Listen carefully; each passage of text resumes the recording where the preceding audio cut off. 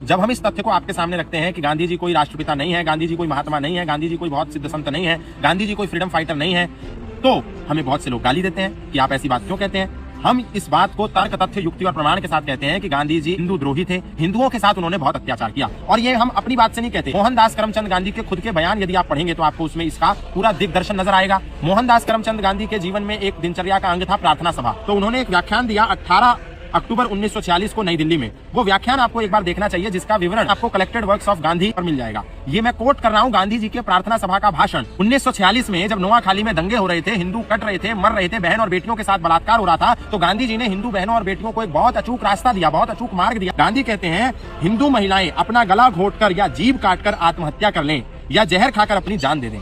गांधी जी हिंदू महिलाओं को बचाने के लिए कितना रामबाण इलाज बता रहे हैं। और यही नहीं, एक दूसरी प्रार्थना सभा को भी मैं कोट करना चाहता हूं। 194 नंबर की जो उनकी प्रार्थना सभा थी, उस प्रार्थना सभा को उन्होंने नई दिल्ली में 6 अप्रैल 1947 को दिया, जिसका विवरण आपको collected works of Mahatma Gandhi में मिल जाएगा। जाकर के 194 नंबर की जो उनकी प्रार्थना सभा है वो आप वहां पर देख लीजिएगा।